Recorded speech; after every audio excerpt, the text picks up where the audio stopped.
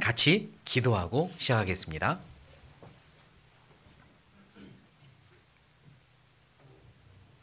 살아계신 하나님, 저희를 놀라운 사랑으로 구원하여 주시고 저 영원한 천국의 소망을 주셔서 감사합니다.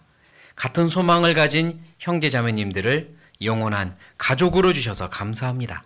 오늘도 이렇게 우리에게 생명을 주시고 발걸음을 교회로 인도해 주신 것을 감사합니다. 주님을 만나는 그날까지 부끄러움 없이 살다가 주님 앞에 서기 원합니다. 하나님의 자녀답게 살다가 아버지 하나님을 만나기 원합니다. 우리 마음에 주신 이 귀한 영원한 생명, 우리에게 주신 그 큰 사랑을 잊지 않고 기억하며 감사하며 은혜에 보답하며 살기 원합니다. 우리가 무엇을 위해 살아야 하는지 삶의 목적을 분명히 하고 살도록 도와주십시오. 오늘도 우리에게 하나님의 뜻과 말씀을 주셔서 하나님의 뜻을 알고 변화되고 힘을 얻고 위로받으며 또 버릴 것은 버리는 시간 되게 도와주십시오. 진심으로 주님을 사랑하며 신앙생활하는 우리가 되게 도와주십시오. 이 자리 함께하지 못한 형제자매님들도 어디에 있든지 일일이 기억해 주시고 이곳에 함께하신 하나님의 은혜로 그들과도 함께하여 주십시오. 이 시간 처음부터 끝까지 주님께 부탁드리며 예수님의 이름으로 감사하며 기도드립니다. 아멘. 네, 주일에는 신앙의 진심이라는 제목으로 함께 말씀을 배우고 있습니다. 벌써 5번째 시간이 되었어요. 첫 번째 시간에 주님, 그리고 복음, 그리고 작은 것, 예배라는 제목으로 잘 생각해 보지 않았던 단어들도 있고 조금은 심상하게 여겼던 단어들도 있지만 그게 얼마나 중요한 것인지, 얼마나 우리가 진심으로 해야 되는 것인지 차근차근 배웠습니다. 내 머리에만 남는 게 아니라 생활로 드러났으면 좋겠습니다. 오늘은 그 5번째 시간입니다. 신앙의 진심 5번째. 따라해 보시겠습니다. 한 글자예요. 죄. 뭐라고요? 죄요. 죄의 진심이 되자. 그러니까 좀 이상하네요. 진심으로 죄 짓다는 이야기는 아닐 거 아니에요? 죄의 진심이 되자는 말은 죄를 진심으로 바라보고 죄를 진심으로 대하자는 겁니다. 옳은 방향으로 진심으로 죄를 대했으면 좋겠습니다. 왜냐하면 하나님께서 너무나 싫어하시는 게 죄인데 정말로 내 신앙생활에 아주 치명적으로 방해가 되고 나를 넘어뜨리는 게 죄인데 그 죄를 내가 진심으로 대하지 않는다는 건 어쩌면 신앙에도 그만큼 진심이지 않다는 뜻이 아니겠습니까? 내가 너무나도 사랑하는 아이가 있는데 이 아이가 이상하게 벌레의 공포증이 있는 거예요. 벌레의 공포증이 있습니다. 내가 이 아이를 사랑하는 만큼 이 아이 주변에 벌레가 오지 못하도록 막을 겁니다. 왜냐하면 내가 아이를 사랑하는 만큼 아이가 싫어하고 끔찍하게 좋아하지 않는, 미워하는 것에 대해서는 방어해 주고 싶은 게 당연하지 않겠어요? 내 신앙을 내가 진심으로 대한다면 내 신앙의 적이 되는 것, 내 신앙을 무너뜨리는 것은 또 진심으로 내가 방어해야 되는 게 맞겠죠. 그래서 죄에 진심이 되자는 말씀을 드리고 싶습니다. 언젠가 뉴스에 그런 이야기가 있었어요. 어떤 마을에 어린 아이들, 어린 소녀들을 대상으로 못된 성적 범죄를 저지른 못된 죄인이 감옥에 오랫동안 갇혀 있다가 출소한 겁니다. 그랬는데 다시 그 집으로 돌아온다는 거예요. 그 마을로. 그 마을에서 어떻게 됐죠?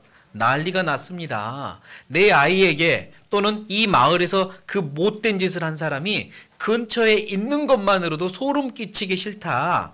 다른 곳으로 보내든지 감옥에 있게 하든지 우리가 이사 가겠다 이러면서 난리가 났죠. 맞아요. 내 옆에만 있는 것도 싫은 거잖아요. 끔찍한 사람이 내 옆에만 있는 것도 싫다. 그게 진심이었죠. 내 아이를 사랑하는 만큼 진심이었던 겁니다. 죄에 대해서 그렇게 진심이 될 필요가 있는 거죠. 죄가 나의 예수님을 십자가에 달려 죽게 했습니다. 죄가 내 신앙을 자주자주 넘어뜨리게 했습니다. 그걸 안다면 내가 죄에 대해서 어떤 마음이 되어야 될까? 진심이 되어야 되는 겁니다. 잠언 찾겠습니다. 잠언 14장.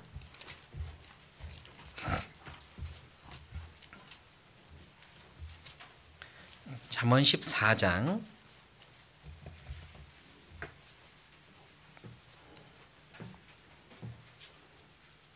잠언 14장 9절.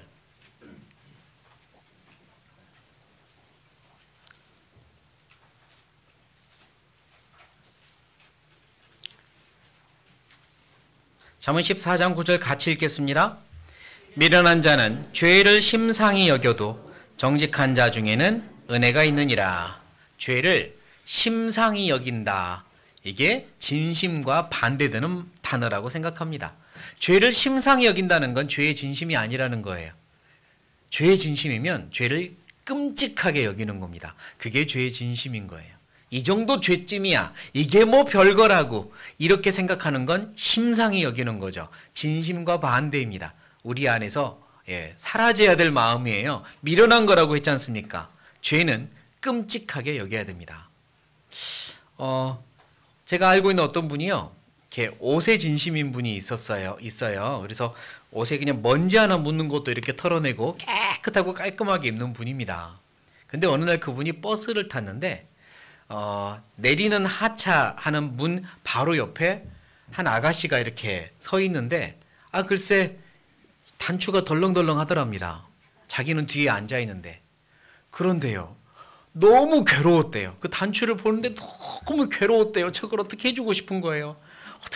어떡하지? 저거 차라리 떼지. 저렇게 있나? 막 이런 생각도 들고, 차라리 떼면 더 그냥 괜찮겠네. 이런 생각도 들고. 근데 뒤에서 막 괴로워가지고 숨을 못 쉬겠더래요.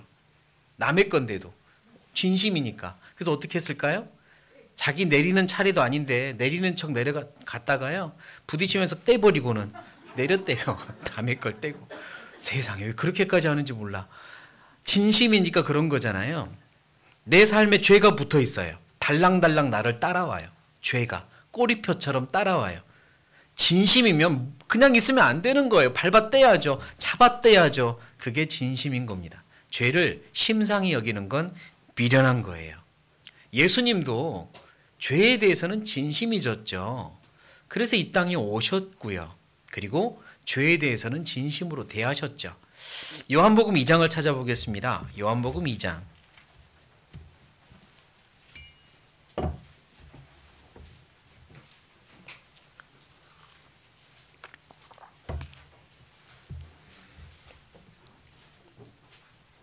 요한복음 2장 13절. 요한복음 2장 13절.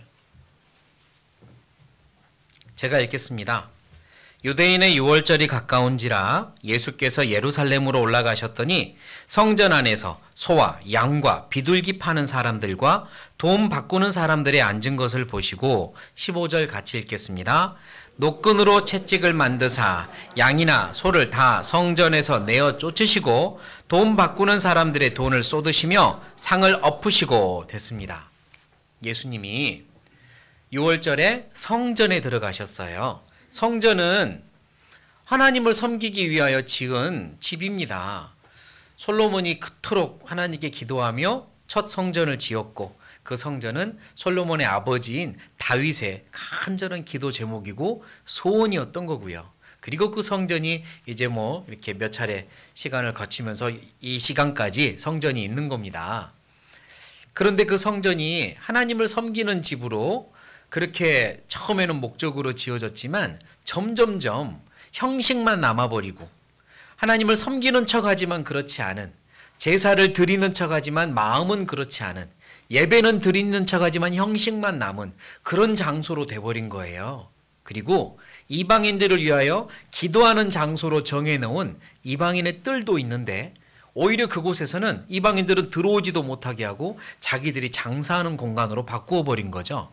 어느 것 하나도 하나님 보시기에 마땅한 게 없는 거예요. 그런데 아주 오랜 세월 동안 그렇게 해왔기 때문에 어느 누구도 마음에 가책도 없는 겁니다. 오랫동안 해와서 이게 잘된 건지 잘못된 건지, 그렇게 해온 거니까 뭐 그런 거지 뭐 이러면서 심상히 여긴 게 오래된 거예요.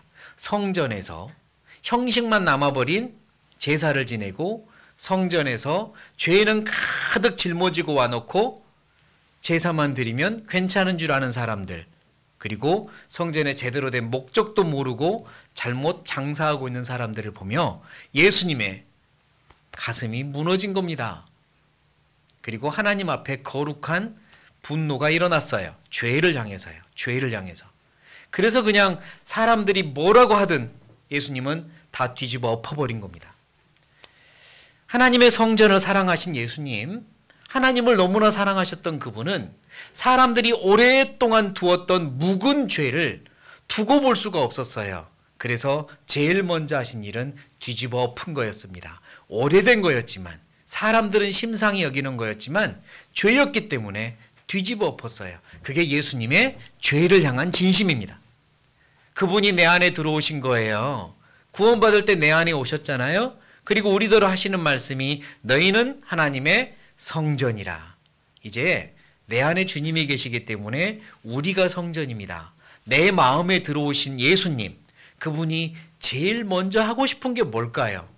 성전에 들어가서 예수님이 제일 먼저 하신 건 죄를 치워버리려고 노력하신 것처럼 내 안에 계신 예수님이 제일 먼저 하고 싶은 것, 지금도 간절히 하고 싶은 건 내 안에 무엇을 치우는 겁니까? 죄를 치우는 거예요. 묵은 죄, 오래된 죄, 내가 심상히 여기는 죄, 그것 예수님께서는 결코 작다고 하지 않으세요. 그거 치우기 원하십니다. 뒤집어 엎기 원하세요. 쫓아내기 원하세요. 그 마음과 같이 되는 게 죄의 진심입니다. 예수님의 그 마음과 내 마음이 같아져야 돼요. 그래서 죄의 진심인 마음은 첫 번째, 죄를 미워합니다. 뭐라고요? 죄를 미워합니다. 얼마만큼 미워하냐면 끔찍하게 미워합니다. 그게 죄의 진심인 신앙입니다. 내 신앙의 진심인 만큼 죄도 미워해야 돼요. 끔찍하게 해요. 얼마 전 멕시코 선교를 다녀왔잖아요. 근데 이제 교회당에서 같이 잠을 자는데 아침에 자매님들이 음식 준비하려고 여기저기 뒤지다가 저쪽에서 으악 소리가 들려요. 뭐였을까요? 바퀴벌레. 바퀴벌레가 기어다니는 거예요. 으악 소리 들립니다. 그러면 저는요 벌떡 일어나서 가요. 저도 바퀴벌레 무서워요. 그런데 뭐가 더 무서워요? 자매님들의 으악 소리가 더 무서워요. 하여튼 가요. 그리고 바퀴벌레를 잡아야 돼요. 바퀴벌레를 이 자매님이 끔찍하게 여기는 것만큼 저도 끔찍하게 여겨야 잡을 수 있어요. 이쁘게 생겼는데 뭐 이러면 못 잡습니다. 별거 아닌데 뭐 그럼 못 잡아요. 그냥 숨어 들어가면 에이 없어요 이제 이러죠.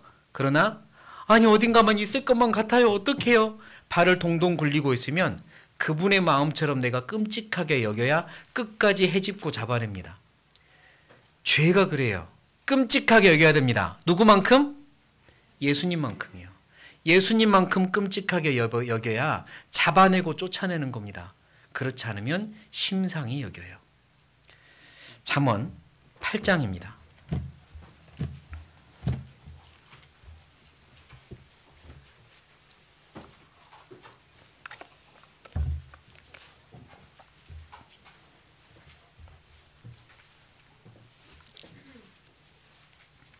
잠언 8장 13절. 잠언 8장 13절. 같이 읽겠습니다.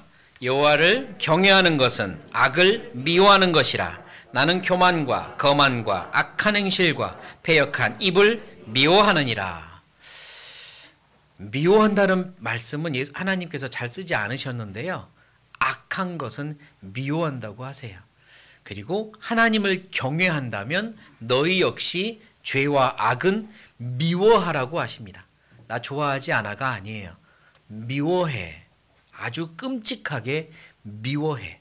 마치 내 아이에게 못된 짓을 하려다가 잡힌 그 감옥에 있는 그 사람처럼 나는 끔찍하게 미워해. 죄가 그래야 됩니다. 이 죄가 나를 사로잡았고 이 죄가 나를 지옥으로 끌고 갈 뻔했어요. 그러다가 예수님이 그 죄를 끊어주시고 나를 건져주신 거잖아요. 이 죄가 나는 지옥으로 끌고 가지 못했지만 내가 사랑하는 수도 없이 많은 사람들을 지금도 지옥으로 끌고 가고 있습니다. 죄가 밉잖아요. 그리고 이 죄가 내 신앙을 여러 번 무너뜨렸어요. 정말 잘해보려고 하다가 무너지고 또 정말 막 기분 좋은 신앙생활을 하는 것 같다가 또 무너지고 그 원인은 다 죄였잖아요. 죄가 나를 자꾸 끌고 가려고 유혹해요. 그런데 심상히 여겨야 되겠습니까? 미워해야 합니다. 죄는 미워해야 돼요. 끔찍하게 미워하는 게 진심입니다. 예수님이 십자가에 돌아가실 때 그 밑에는 여러 부류의 사람들이 있었죠. 예수님의 손과 손에 못을 박은 군인이 있었습니다. 옆구리에 창을 찌른 군인도 있었죠. 군인이 아닌 사람들은 예수님을 향해 손가락질하고 조롱을 하고 침을 뱉은 백성들도 있었습니다. 예수님을 체포해가지고 법관에 넘긴 또 사람들도 있었고요. 누가 제일 나쁜 사람일까? 누가 제일 나쁜 사람일까? 생각해 보니 그 예수님한테 내 죄를 다 맡긴 내가 제일 나쁜 사람이더라고요. 창으로 찌른 군인보다 침을 뱉은 백성보다 예수님을 팔아넘긴 유다보다 내 죄를 다 넘긴 내가 제일 사실은 책임이 크잖아요. 예수님이 십자가에 죽으신 그 책임은 나한테 있는 거잖아요. 내가 죄를 넘겼고 내 죄 때문에 죽으셨으니 창으로 찌른 사람 비난할 필요도 없고 침 뱉은 사람 비난할 필요도 없어요. 팔아넘긴 유다 비난할 필요도 없습니다. 내 죄 때문에 죽으신 거예요. 내가 책임이 제일 커요. 그 엄청난 사랑을 우리가 받았잖아요. 그런데 구원을 받지 않은 사람들은 그 엄청난 사랑을 스스로 배척한 거지 않습니까? 그러니까 그 책임은 더 커요. 죄를 맡기지 못하고 그 죄를 위하여 죽으신 예수님의 사랑을 배척해버린 죄는 더 큰 거죠. 그런데 생각해 보니까 그것보다 더 큰 잘못이 있더라고요. 구원받은 그리스도인이 그 큰 사랑을 받아놓고 지금도 나를 사랑하며 지그시 나를 사랑의 눈으로 바라보고 계시고 나를 위해 기도하고 계시는데 그 사랑의 눈을 돌려버리고 배신하고 죄를 짓는 그리스도인은 더 큰 잘못이 있는 거 아닙니까? 나를 그렇게 사랑했다는 거 알고 있으면서 내 안에서 나를 위해 그렇게 기도하고 계시고 나를 지키고 계시는 예수님의 사랑을 알고 있으면서 잠깐 주는 죄의 유혹이 달콤해 그 사랑에 눈을 감고 배신하고 등 돌리고 죄를 잡아 짓는 그리스도인이 더 나쁜 거 아닙니까? 더 나쁜 거잖아요. 내가 그런 삶을 계속 반복해야 되겠냐 이겁니다. 죄는 미워해야 합니다. 죄를 짓는 내 모습을 미워해야 합니다. 죄를 심상히 여기며 또 짓고 있는 내 모습을 미워해야 합니다. 그게 죄의 진심인 겁니다. 그래야 죄와 싸워 이길 수 있지 않을까요? 예수님이 십자가에 달려 돌아가시는 영상을 보면 보고 또 봐도 끔찍하죠. 십자가를 짊어지고 올라가는 모습을 보면 가슴이 아프고 그 십자가 위에 예수님을 눕히고 팔을 묶고 망치를 드는 장면을 보면 두근거립니다. 또 그 팔에 못이 박히는 그 모습이 너무 끔찍하고 가슴 아프고 죄송해서 두근거리죠. 몇 번이나 봤던 장면임에도 불구하고 속으로 안 돼, 안 돼라고 외치며 봅니다. 결국은 그 손에 못을 박아요. 내 안에 예수님이 이제 나를 보고 계십니다. 나를 보고 계세요. 내 삶을 보고 계시죠. 죄에 끌려가고 죄에 묶여서 죄가 주는 달콤함에 내 영혼이 찔리는 모습을 예수님이 보고 계세요.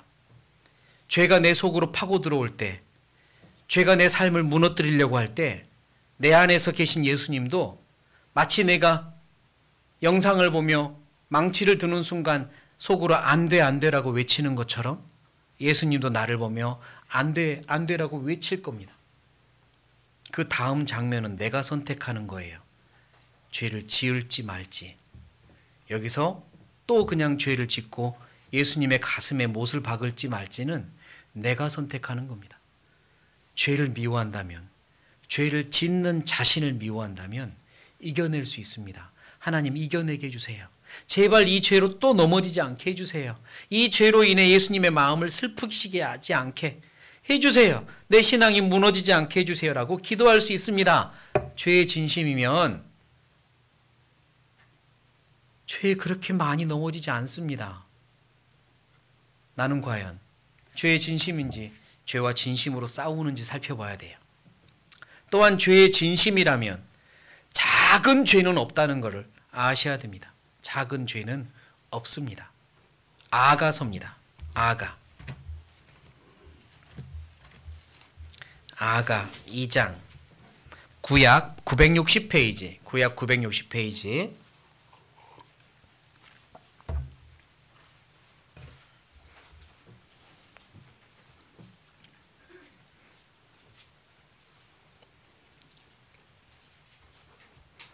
구약 960페이지 아가 2장 15절입니다. 15절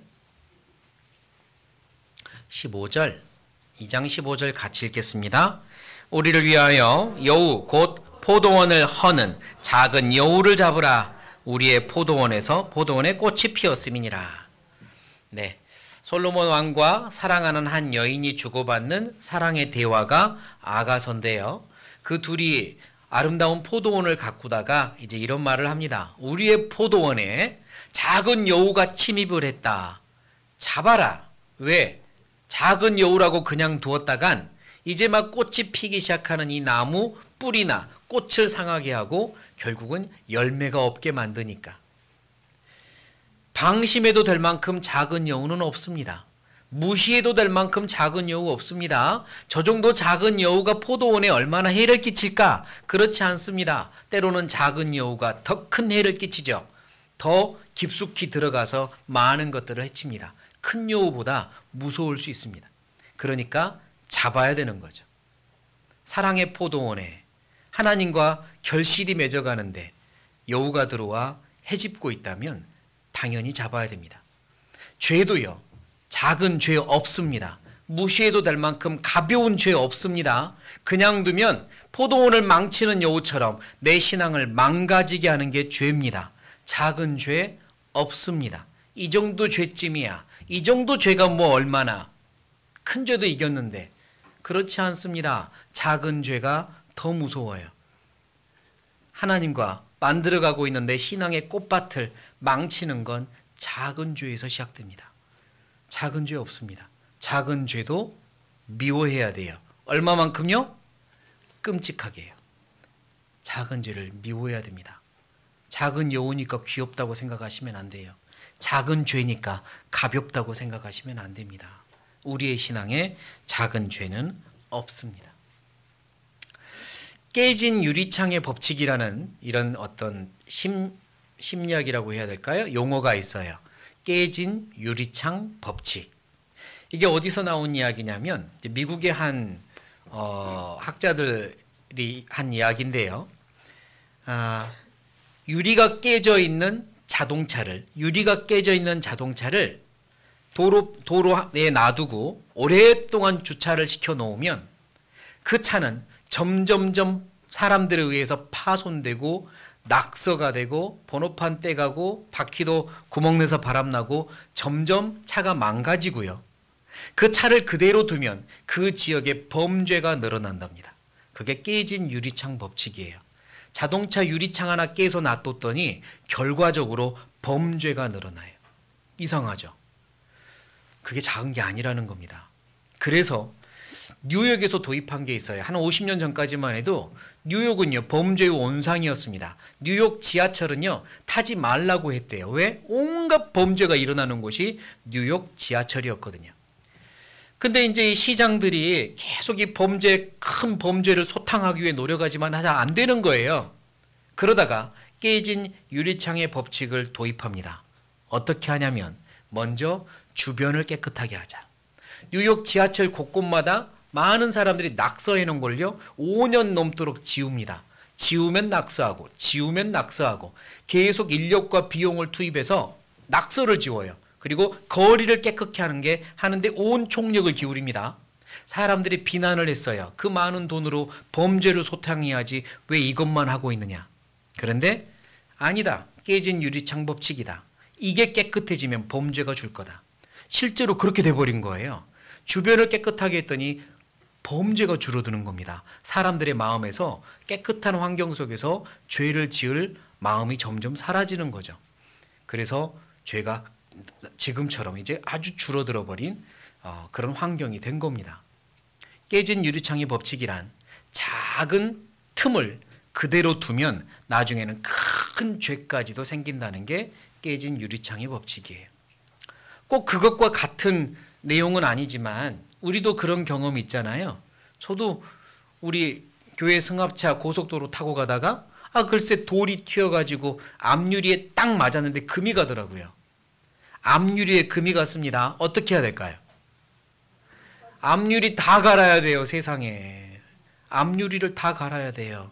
더워지고 추워지고 더워지고 추워지고 반복하면 유리가 어느 순간 쩍 하고 갈라지고 와장창 깨져버리거든요. 작은 틈이 생겼는데 앞유리 다 갈아야 됩니다. 어쩌면 그것도 깨진 유리창의 법칙에 조금은 연결할 수 있을까요? 작은 죄가 들어오면 방심하면 안 됩니다. 결국은 그게 큰 죄를 짓게 만들고 내 신앙을 망가뜨리거든요. 그러니까 가벼운 죄 없습니다. 무시해도 되고 별거 아닌 것처럼 생각해도 되는 죄는 내 신앙에 없습니다. 때로는 작다고 착각하는 죄가 있어요. 작다고 착각하는 죄. 하지 말아야 될 거를 했을 때 죄인 것 같죠? 하지 말아야 되는데 하면 양심이 찔리잖아요. 그런데 그것보다 어쩌면 더 큰 죄인데 양심에 찔려 하지 않는 죄가 있다고요. 그게 뭐냐면 해야 되는데 하지 않은 거예요. 해야 되는데 하지 않는 거에 대해선 크게 양심에 찔려 하지 않아요. 무슨 이야기냐면 야고보서 찾겠습니다. 야고보서 4장.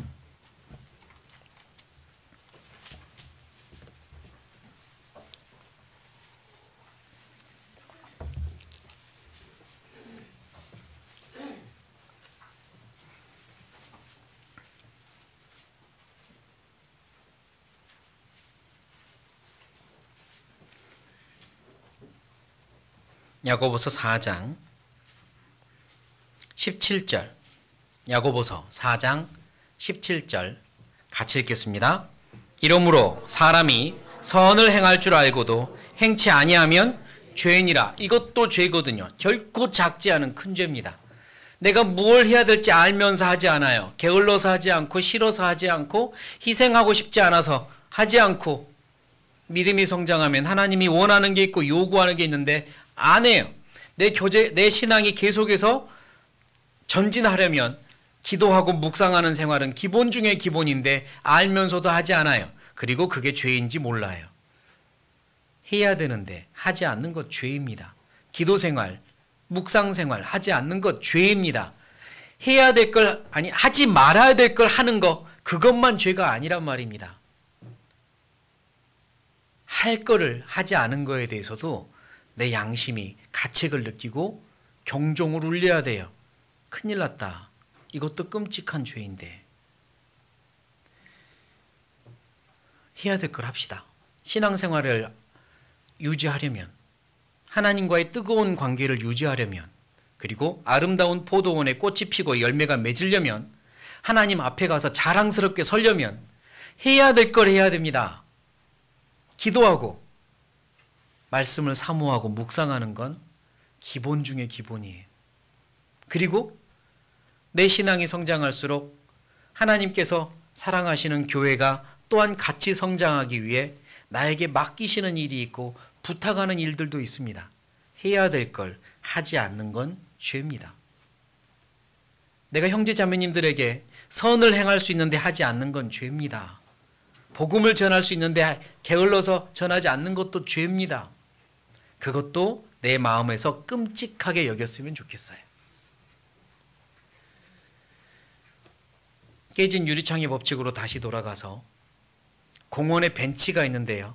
공원 벤치에 누군가가 물을 마시고 절반쯤 남은 플라스틱 병을 올려놨습니다. 공원 벤치에. 시간이 흐르면 어떻게 될까요? 둘 중에 하나입니다. 쓰레기가 가득 쌓이거나 누군가가 이걸 먼저 치워버리면 그대로 있거나 둘 중에 하나예요. 이걸 누군가가 치우지 않으면 쓰레기장 됩니다. 그게 깨진 유리창의 법칙이에요. 아, 여기 누가 쓰레기 뒀네? 나도 커피 마시고 빈컵 놔두고 가고 쓰레기장 돼요. 그러나 누군가가 치워버리면 깨끗해지죠. 거기다가 플라스틱 병을 놓은 사람도 죄지만 보고 치우지 않은 것도 죄란 말입니다. 교회도 마찬가지입니다. 교회당이 지저분하면요, 교회 생활이 지저분해집니다. 저는 그렇게 생각해요. 교회당 지저분하면 교회 생활 지저분해져요. 말도 함부로 하고요. 교회당 지저분하면 교회당에서 그냥 마음대로 학생들 게임에도 가책이 하나도 없고요. 교회당 지저분하면. 그러나 교회당이 깨끗하면요, 스스로 마음속에서부터 그런 죄가 하면 안 되는 것처럼 인식합니다. 말도 행동도 조심해요. 집도 마찬가지입니다. 집이 지저분하면 죄에 노출돼요. 내 마음이 쉽게 죄에 노출돼요. 그러니까 깨진 유리창은 빨리 치우는 게 좋죠. 내 마음도 마찬가지입니다. 내 마음에 깨진 유리창이 있으면 치워야 돼요. 죄에 진심인 사람은 세 번째, 그래서 틈이 나는 거를 빨리 메꿉니다. 틈을 메꿔야 돼요. 틈을 찾아서 메꾸십시오. 포도원에 작은 여우가 들어왔습니다. 작은 여우를 잡았어요. 그걸로 끝내면 안 돼요. 작은 여우가 어디서 들어왔지? 틈을 찾아 메꿔야죠. 그렇지 않으면 또 다른 여우든 두더지든 들어올 테니까. 작은 여우가 들어왔다는 건 틈이 있었다는 이야기잖아요. 그러면 여우를 먼저 잡고, 그리고 진심으로 포도원을 보호하고 싶으면 틈을 찾아서 메꿔야 됩니다. 죄도 마찬가지예요. 나에게 틈이 있으면 찾아 메꿔야 됩니다. 그게 하나님을 사랑하는, 하나님을 경외하는 신앙의 자세고 신앙의 진심인 자세죠. 물론 우리 마음에 찾아보면 수도 없이 많은 틈이 있죠. 틈이 하나도 없이 완벽한 사람이 어디 있습니까? 완전해 가는 과정 속에 있는데, 그러나 큰 틈부터 메꿀 수 있는 틈, 자꾸 벌어지는 틈, 나에게 너무나 취약한 틈은 찾아서 이제 메꿔야죠. 하나하나 메꿔 나가야 되지 않겠습니까? 왜냐하면 그 틈을 그대로 두면 그 크기로 그대로 있는 게 아니라 넓어지기 때문이죠. 그 틈이 넓어지고 결국 내 신앙을 망가뜨리기 때문이에요. 잠언입니다. 잠언 17장.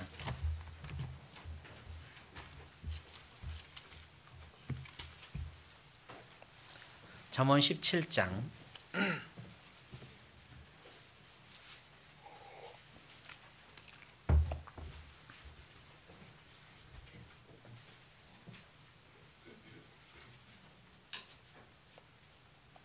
잠언 17장 14절. 17장 14절 같이 읽겠습니다. 다투는 시작은 방축에서 물이 새는 것 같은즉 싸움이 일어나기 전에 시비를 그칠 것이니라.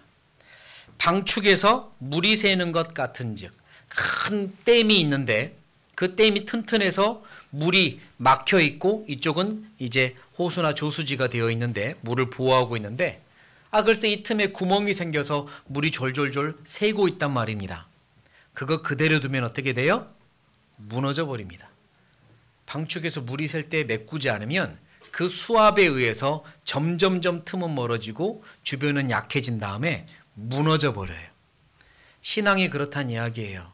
틈이 생기면 메꿔야 되는데 그대로 두면 자칫 잘못하면 무너집니다. 큰 죄에도 무너지죠. 그래서요, 틈을 메꿔야 돼요. 여기서는 다투는 시작은 그랬죠. 네, 마음에 분노가 일어나는 건 아주 큰 죄로, 넘어지는 죄로 가기 위한 아주 좋은 도화선입니다. 출발점이에요. 내 안에 분노가 있으면 반드시 잠재우셔야 됩니다. 분노에 분노하셔야 돼요. 내 안에 분노가 있다는 건 내 신앙이 그만큼 온도가 차가워졌다는 증거입니다. 그러니까 잠재우셔야 돼요. 에베소서입니다. 에베소서 4장.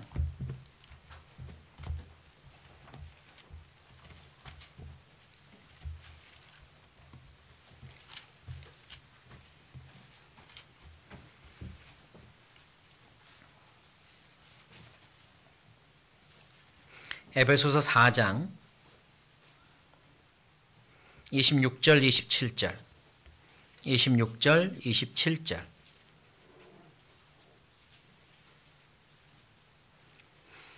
같이 읽겠습니다. 분을 내어도 죄를 짓지 말며 해가 지도록 분을 품지 말고 마귀로 틈을 타지 못하게 하라. 네, 분이 나면 해가 지도록 그날 하루 넘기지 말라고 하십니다. 그날 안에 잠재우라고 하세요. 해가 넘어가면 마귀가 그 틈으로 더 크게 들어와 내 신앙에 전반적으로 무너질 수 있기 때문입니다. 하나님과 관계가 멀어질 수밖에 없기 때문이죠. 모든 사람들의 마음속에는 이 분노라는 감정이 있고 이걸 잘 사용하는 나를 넘어뜨리려고 하는 악의 세력이 있기 때문에요. 우린 져선 안 됩니다. 내 신앙의 온도가 뜨거우면 이겨낼 수 있어요. 어떤 상황이든 하나님께 맡길 수 있습니다. 그래, 내가 더 이상은 할 수 있는 게 없다. 하나님께 맡기겠습니다. 이렇게 되는 거예요. 유다서에 보면요, 천사와 마귀가 싸우는 장면이 나옵니다. 천사와 마귀가 싸우다가 천사가 도무지 안 되겠으니까 하나님이 판단할 거야. 하나님이 꾸짖을 거야. 하나님이 꾸짖으기를 바라노라 하면서 멈춰요. 그게 맞습니다. 내 안에 이겨낼 수 없는 어떤 상황과 다툼이, 시비가 있으면 분노하지 마세요. 하나님께 맡기면 됩니다.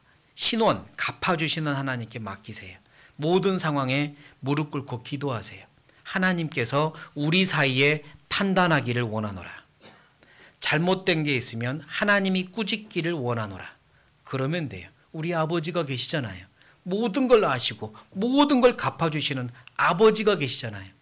그러니까 신앙이 온도가 뜨거우면 그 아버지를 믿고 맡겨올 수 있습니다. 내가 분노하기 전에요. 분노에 의해서 틈을 내주지 마십시오. 신앙, 죄의 진심이면 분노에 분노하는 게 맞습니다. 또한 죄의 진심이면 내가 취약한 것들, 그것에 접근하지 않는 게 맞습니다. 죄의 진심이면 내가 취약한 죄에 접근하지 말고 보지도 말고 만지지도 말고 가까이 가지도 않으려고 노력하는 게 맞습니다. 취약한 죄에. 창세기입니다. 창세기 3장.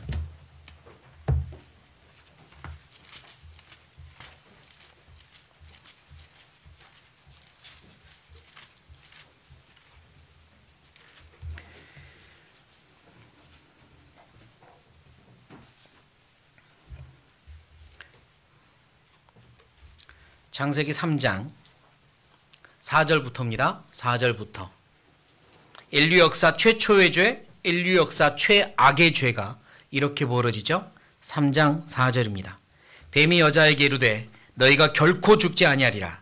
너희가 그것을 먹는 날에는 너희 눈이 밝아 하나님과 같이 되어 선악을 알 줄을 하나님이 아심이니라. 여자가 그 나무를 어쩐즉 본즉 먹음직도 하고 보암직도 하고 지혜롭게 할 만큼 탐스럽기도 한 나무인지라. 여자가 그 실과를 따먹고 자기와 함께한 남편에게도 주매 그도 먹은지라.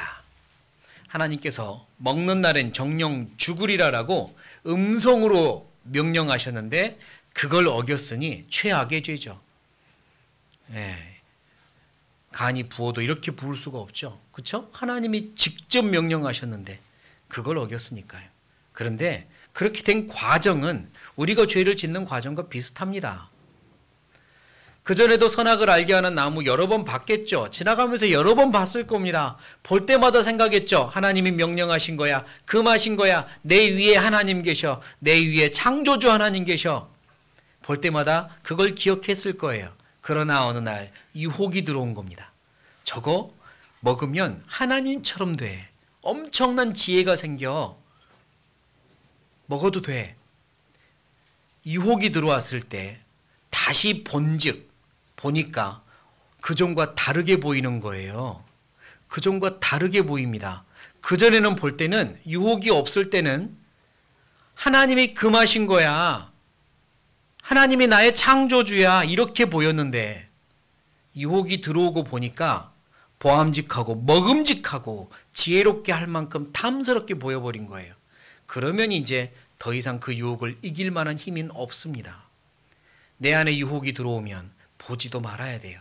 처음부터 보지도 말아야 돼요. 가까이 가지 말아야 돼요. 다윗이 왜 무너졌습니까? 올라가서 옥상에서 산책을 하다가 저쪽에서 목욕하는 소리가 들렸고 목욕하는 여인의 실루엣이 보였는데 거기서 더 이상 눈을 돌렸어야 돼요. 그러나 마음에 유혹이 들어오니까 이제 데려오라고 하고 알아보자고 하고 그러다가 죄를 짓잖아요. 내 마음에 죄의 마음이 들어오면 보지도 말아야 돼요. 만지지도 말아야 돼요. 그게 죄의 진심 아니겠습니까? 죄의 진심이죠. 내가 취약한 것들 보지도 않는 것, 그 마음도 가져야 됩니다.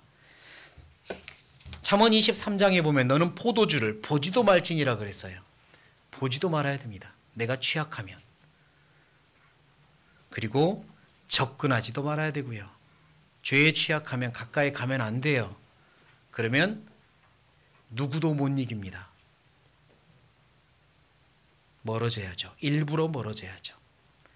내 마음이 죄에 노출됐구나, 죄에 약하구나 그러면 하나님께로 달려가야죠. 하나님께로. 무릎 꿇고 기도하고 말씀을 찾아서 들으며 하나님께로 달려가야 되는데 그렇지 않아요. 죄로 접근합니다. 죄로. 죄의 진심이 됩시다. 죄를 끔찍하게 진심으로 미워합시다. 이 죄를 지었을 때 그 다음의 결과를 생각합시다. 하나님과 얼마나 또 멀어질지, 얼마나 내 마음에 가책이 생길지, 예수님은 얼마나 고통스럽고 괴로워하실지 그러면서 이겨내야 됩니다. 데살로니가 전서입니다. 데살로니가 전서.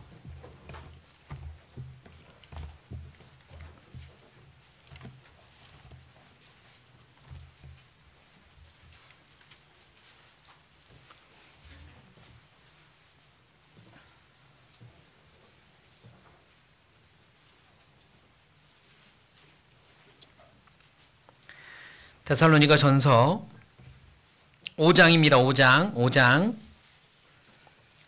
21절 22절 같이 읽겠습니다.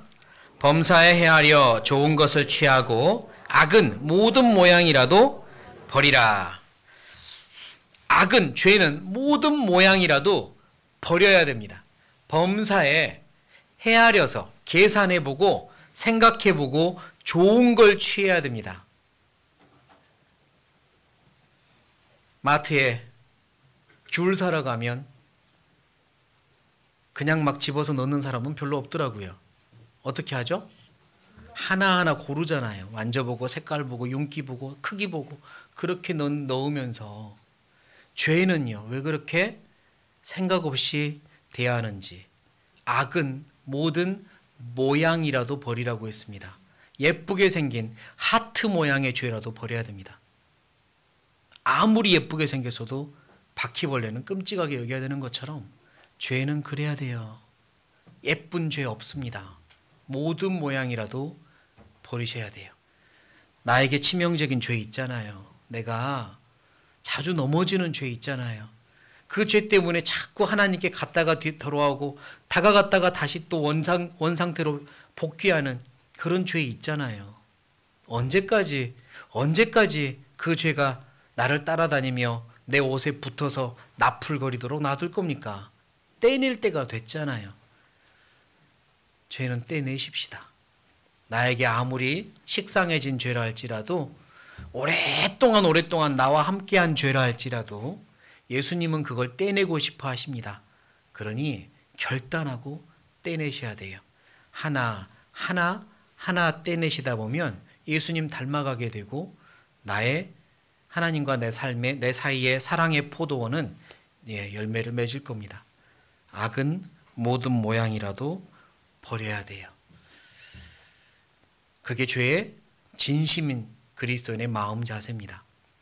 끔찍하게 미워하고 작은 죄, 작은 여우는 없다고 생각하시며 틈이 있으면 메꾸려고 노력하시고 모든 모양을 버리셔야 합니다. 그리고 죄의 진심이면 이제 어떻게 살아야 될까? 그거에 대한 내용은 앞으로 계속 이제 또 말씀 안에서 결국은 배워가는 거고 그게 신앙생활이지만 이 말씀을 찾고 싶네요. 에베소서 5장입니다. 에베소서 5장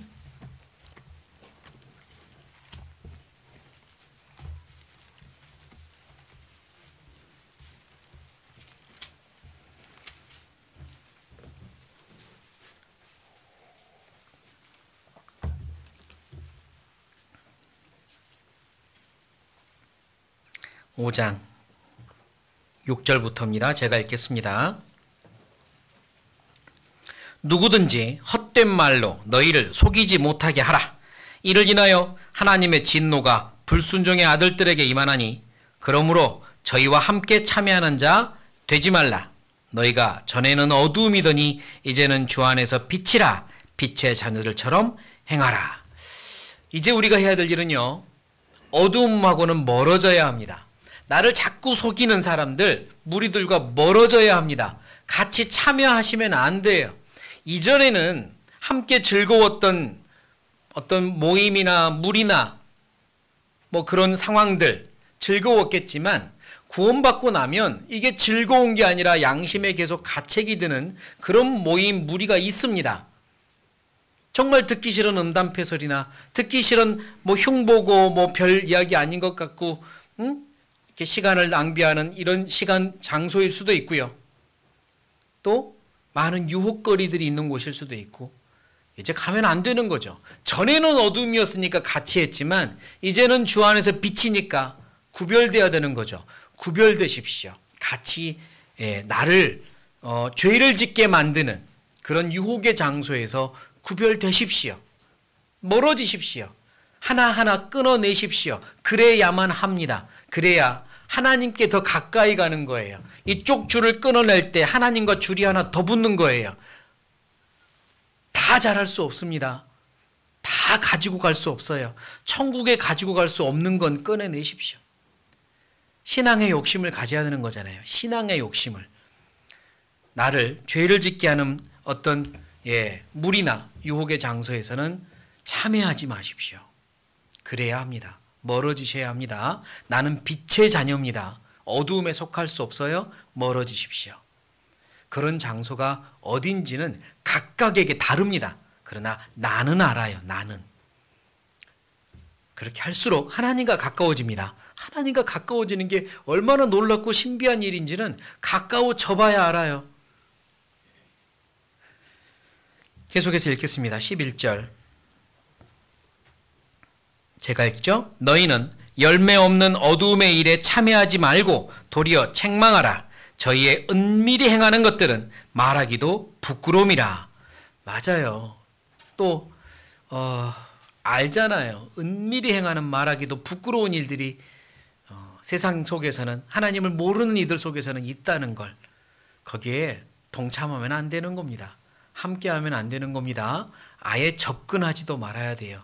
멀어지셔야 됩니다. 14절입니다. 14절 같이 읽겠습니다. 그러므로 이르시기를 잠자는 자여 깨어서 죽은 자들 가운데서 일어나라. 그리스도께서 네게 비추시리라 하셨느니라. 우리는 일어나야 됩니다. 죽은 자들 속에서 같이 하나님을 알지 못하는 영혼이 죽은 자들입니다. 영혼이 거듭나야 하나님과 자녀가 되잖아요. 하나님을 알기 전에는 영혼은 하나님 보시기엔 관계가 끊어진 죽은 상태니까 영혼이 하나님을 알지 못하는 자들에게서 일어나라, 일어나라. 하나님께서 내게 비추시느니라. 우리가 일어나야 됩니다. 벌떡 일어나서 구별돼야 돼요. 그러면 하나님이 비춰주십니다. 하나님이 찬란한 빛으로 비춰주십니다. 내 앞길을 비춰주시고 어디로 가야 될지 알려주시며 내 마음을 비춰서 죄를 드러내주시고 버리게 해주십니다. 비춰주십니다. 빛이 비출 때 죄가 멀어져요. 빛이 비출 때 하나님께로 가까이 가십시오. 죄로와는 멀어지십시오. 요즘 그 가로등을 보면요, 가로등에 마치 무슨 글자를 새겨가지고 땅바닥에 비치는, 보셨죠? 로고젝터라고 하던가 그래요. 땅바닥에 빛이 비치게 하는 원리잖아요. 그게 이제 어디서 많이 사용되냐면 네, 그런 곳, 범죄가 있는 곳, 자살하는 곳, 또 쓰레기 버리는 곳 있죠. 무단 투기하는 곳. 거기다가 아무리 이렇게 붙여놓고요, 걸리면 죽어, 걸리면 다 털 뽑아, 뭐 이렇게 막 협박을 해도 안 돼요. 그런데 거기다가 로고젝터로 환한 빛으로요, 바닥에 쓰레기 버리지 마세요. 못 버립니다. 밝아서 못 버려요. 밝으면 버릴 수가 없어요. 빛이 비추면 죄는 못 짓습니다. 빛이 있어야 돼요. 하나님께로 가십시오. 그래야 죄랑 멀어집니다. 하나님께로 가세요. 하나님과 가까워지세요. 죄가 싫은 만큼 하나님과 가까워지세요. 조금 더 기도하시고 좀 더 묵상해 보세요. 조금 더 무릎 꿇어 보세요. 하나님 저를 사용해 주세요. 하나님 제가 어떻게 살아야 됩니까? 하나님 저를 도와주세요. 기도 좀 하세요. 그러면 내 영혼의 양심에 빛이 비춥니다. 그리고 죄가 물러날 거예요. 기도하셔야 됩니다. 요셉은 보디발 장군의 아내가 아주 적극적으로 유혹해 왔는데 기도해서 벗어났고요. 삼손은 기도하지 않아서 수없이 여러 번 여인들에게 넘어집니다. 기도했다면 그러지 않았을 텐데. 기도하십시다. 그래야 죄와 싸워 이길 수 있고 내 신앙이 성장하며 정말 열매 맺는 풍성한, 아름다운, 자랑스러운, 부끄럽지 않은 신앙생활을 할 수 있습니다. 신앙의 진심이잖아요. 그러면 죄의 진심이 됩시다. 죄는 진심으로 끔찍하게 여기고 이겨내는 우리가 되었으면 좋겠습니다. 같이 기도하겠습니다.